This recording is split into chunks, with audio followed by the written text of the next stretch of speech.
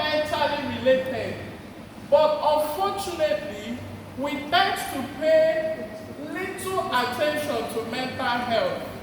Anytime we talk about mental health, our focus or our attention tends to go to people that are mad or going around the streets. And so when you say, I want to see my psychologist, or I want to see my psychiatrist, or I want to see my mental health physician, people begin to look at you, what's happening? Are you going nuts? Are you still with us? This is what you're talking about, going to see a psychiatrist. And that is why in most hospitals, the psychiatry department has even changed to mental health because of the way people perceive and see it. But the truth is that every one of us, including myself, from time to time in life, we go through one mental challenge or the other. I don't think that there is anyone in this building that has not been depressed once, twice in life. When we talk about depression, what is depression? I'm going to be fast and I'm going to try to make it as simple as possible. Depression is just a state of the mind. It has to do with a state of the mind whereby one has prolonged sadness, prolonged anger. It is an emotional feeling whereby you feel downcast in your spirit, and that is just depression. That is to say that every human being is prone to becoming depressed at one point in time in our lives. Because life itself is a challenge, and we go through a lot in life, and there are some things or some experiences or some events that we find ourselves in that would definitely make us to be depressed. So the essence of this lecture this evening is to help us manage our depression and to also help us also relate and help those who are depressed. So when we talk about depression, we know that there are a whole lot that can lead to depression. What are the common causes? One is financial challenge. When one cannot even provide 3 square meals for your family, the chances of becoming depressed is there. When you cannot afford to pay your house rent, and the landlord is beginning to disturb you, is beginning to give you time, the tendency of one becoming depressed is there. When your children's school fees are being delayed, these are some of the things that could lead to mental stress or depression. Another one is illness. You know, many a time in this part of the world, why a lot of people, they don't like going to the hospital, is because they always say that when you get to the hospital, the doctors, they must see something to tell you. And so nobody wants to hear anything.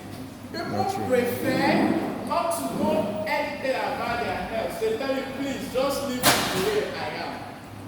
They don't want to know what their BP is. They don't know anything about themselves. And sometimes, you don't blame them, but in the other way around, you can still blame them. So why? Because we have a very poor healthcare system and also very poor healthcare welfare in Nigeria, and that is why most people prefer, just allow me the way that I am. And you see people presenting very late in the hospital when things are not serious. So by the time you tell someone, you're hypertensive, you're diabetic, you have a kidney problem, you have a heart issues, so the tendency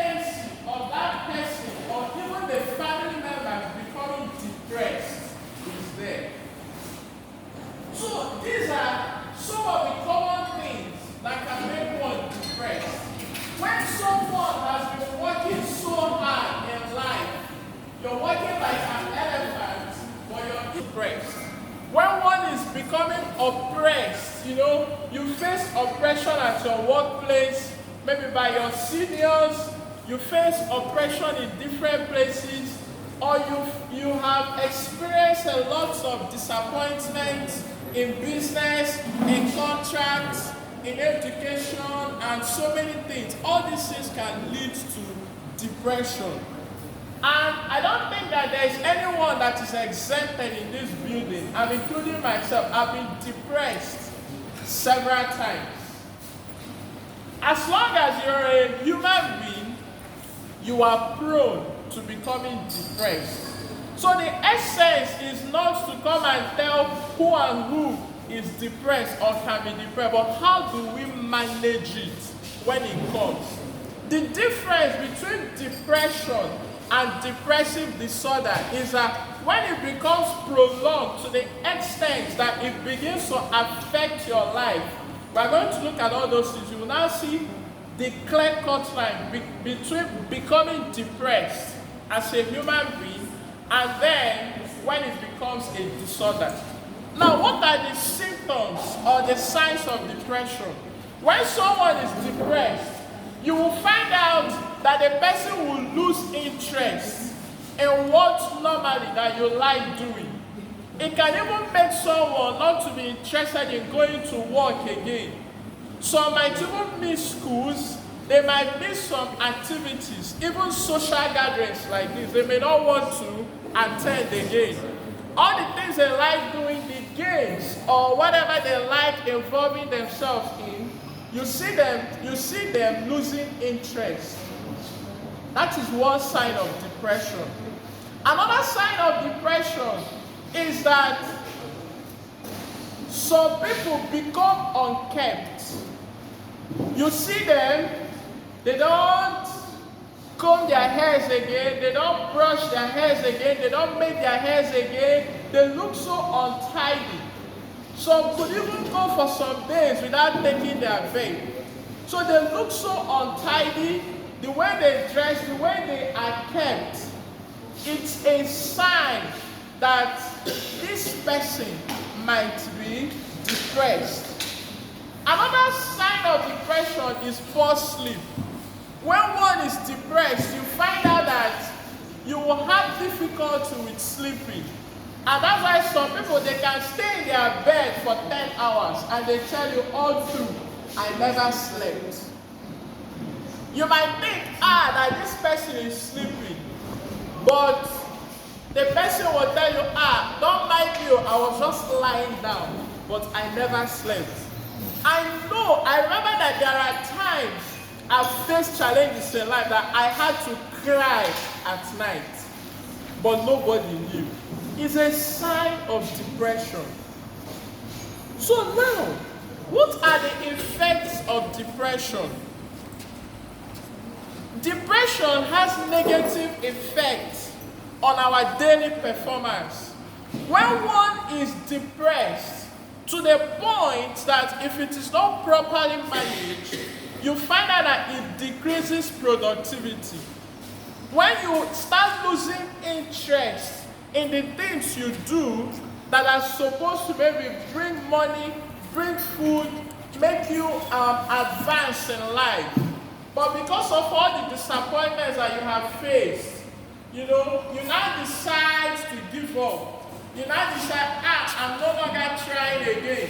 I'm no longer going to do it again. I'm tired. You find yourself becoming unproductive. When you have to lose work, miss work, or when you have to, forget about all the things you do because of one problem or the other, you find yourself becoming unproductive. Another effect of depression, if it is not properly managed, is suicidal attempts. We have people, either they committed suicide or they attempted suicide.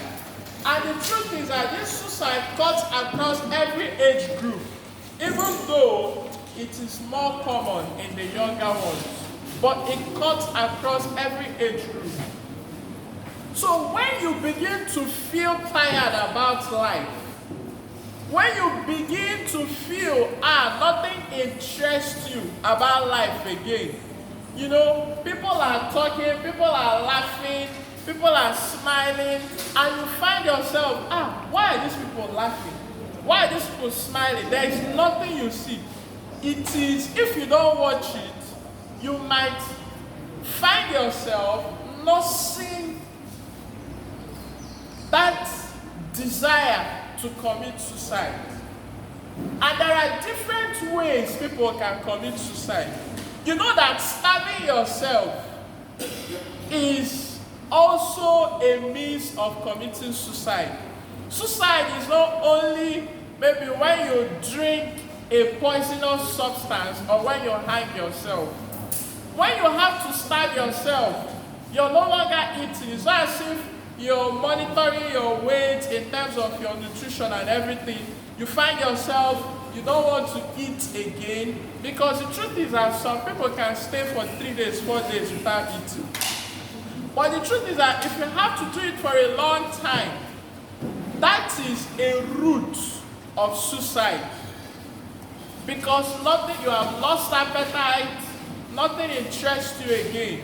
So this is a negative effect of depression. Now, I will now come to the key, the main thing. Having known all these things about depression, how do we manage it? Because that is why we are here. That is what is important. But it is very important that you know the root, the cause of a problem that will not help you manage it well. So how do we manage depression?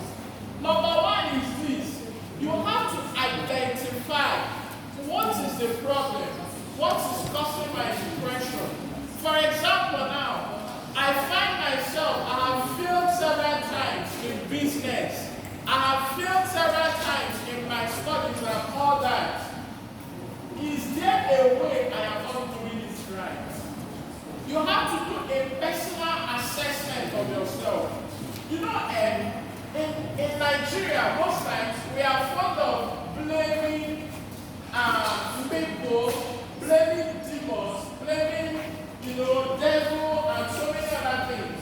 But sometimes we could even be, I call it self. When you fail or you have some disappointment, it is very important you do a personal assessment of yourself. First of all, fine, I failed, even though I tried. Is there something I didn't get right? You look at it. The truth is that when you assess yourself, only you know yourself more than every other person does. If you are able to identify those errors, those mistakes, those limitations, then you are on your way to solving the problem that led to depression. But we know that there are some events or some experiences that it is not you that caused. And this is the one that is causing more of our problems today in Nigeria. And I'm going to be practical about it. Number one is this. When you are depressed, please seek for help. Be humble enough, irrespective of who you are, to seek for help. Find out people that you know that are better than you. If it is a health challenge, please seek for help from the medical professionals. If it is a business challenge, look for someone that has, that has succeeded in that area. Go to the person. This is my problem. Please, how did you do it? You want to learn from the person. So please, at every point in life, seek for help. Don't be too proud of yourself to seek for help. Don't be too ashamed of yourself to seek for help. The truth is that life itself is a learning ground. At every point in time, there's always something to learn in life. Little wonder do you see even people that have made so much money, They have been successful in different businesses, but you still see them going back to school. In fact, one man once said something that the reason why he went back to school was that he noticed that the way his accountant was handling his money was bad and he couldn't help it, so he had to go back to school. So in life, there's always something to learn. So when you have any problem, please seek for help. Another thing is this: how to manage this depression is that it is always good, like in a gathering like this. The truth is that in a gathering like this, if you have any problem, you see yourself, free yourself, I saw the way you people were laughing, smiling, singing songs and hymns. These are practical ways of fighting depression.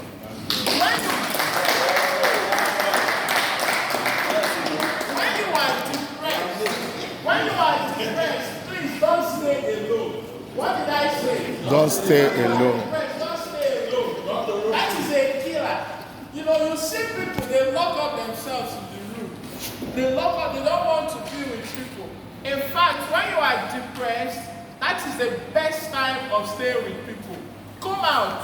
You can go out, play games with people, play games with your family members. Please don't form strong man, especially the men. Why most men are dying today is because the society has made it that, there's this thing they always say that men don't cry. And that is a killer. Please express yourself. When I go to where people are mourning, I often hear people say, don't cry. But sometimes it appears that the only person abnormal among them. I say, no, let the person cry. It is abnormal not to cry when you lose a very dear one. Express, let the person, but the only thing I tell you, why you're crying, why you're mourning, please, make sure you're with people. There is hope. Don't mourn as though there is no hope. So please, always express yourself. If you have a problem, express yourself. You understand? So, how are you? I am not fine. What is the problem? So that you don't die untimely. So, like I was saying about coming out to play games, to play golf, tennis with people, before you know it, you're tired, you go back and rest. And get busy. When you are depressed, find something to do. It's a time to get busy. It might not even be your job, it might not even be your work, but please get busy. Get busy, start doing something. If you miss to wash the plate, start washing the plates. Swim there, just start doing something. Just be busy. You can even take a stroll, you can take a walk. You can watch television, you can watch the programs you like. You can go to watch cinemas, you can go on outing. It is very dangerous to be alone when you're depressed. Now, for financial depression, please, there is no competition in life. You don't need to compete with people. You don't need to make any statement. I was in church one day when a woman was asking a fellow woman, do you know how much wig I'm putting on? And the woman was like around 15,000. And she said, no, it's not 15,000, it's 50,000. Now, I said to myself that this woman now has bought 50,000 naira wig, wanted to make an impression. But someone there is saying it's 15,000. You understand? Innocently.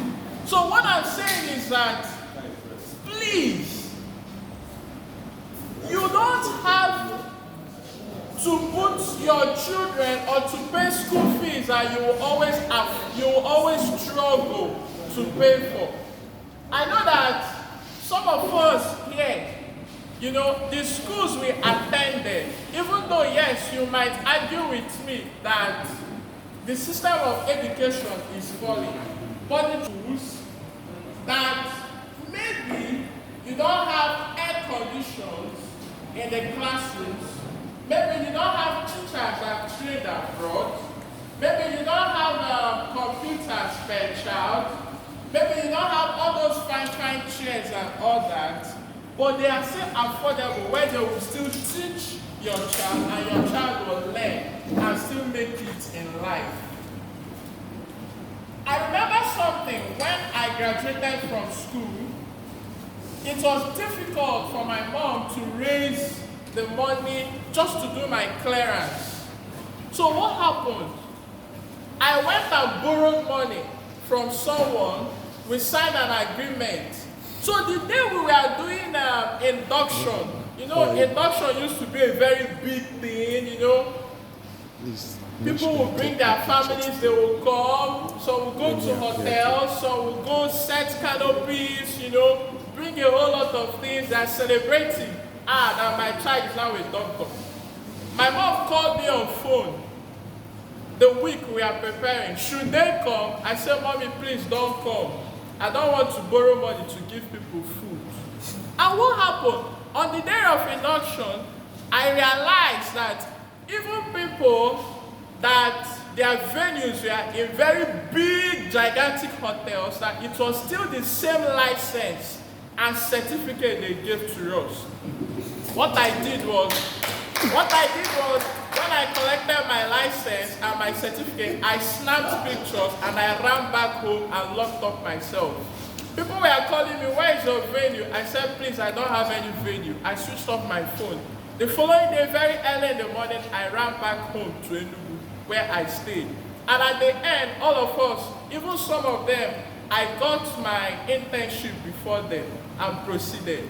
So in that case, I did not have to borrow any money. I did not have to stress my people coming all the way from a far distance and then gathering people, because once your family members come, all the students, the lecturers, and a whole lot of friends will follow suit. You'll be running about to serve them, to take care of them, and to do a whole lot of things.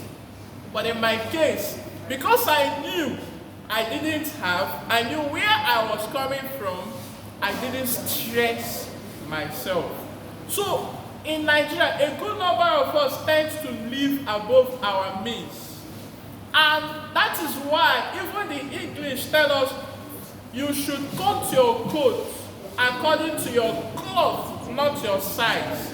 Because if you go for your size, sometimes what you want, what you really desire, you might not be able to meet it. And that is why the Oyibo will say, cut it according to that material. If it is 1 yard you have, cut it and cut that in a way that it will take care of that 1 yard. So we should not struggle. There is no competition. There is no struggle. So we find out that we put ourselves through a whole lot of stress, especially in a time like this. I was telling my friend, the doctor, that these days I hardly drive. You know, once in a week, twice in a week, I don't owe anybody anything, and nobody owes me anything. I want my peace. So you must not struggle. You understand? You should try to understand yourself, try to understand the times. And the truth is that as we are all here, everybody have their priorities. Some people, their priority might be to acquire phones.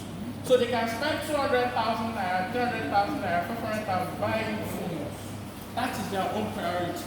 So their priority might be to buy cars, so they can buy the amount of cars they want. It doesn't mean that the person not driving cannot afford to drive. But it could be that it is not in that person's priority. I know of a man that has 2 big-story buildings in different places, but he does not have a car. He says that car, to him, is a liability because he will always have to spend to maintain it. So people have different priorities. But anybody that sees that kind of man, if you don't know him, you might think that, upon all his struggles, what is happening? So what am I saying? In a time like this, try to understand yourself. Try to know. And the truth is that the responsibilities we have differ. Somebody might be earning 100,000 naira.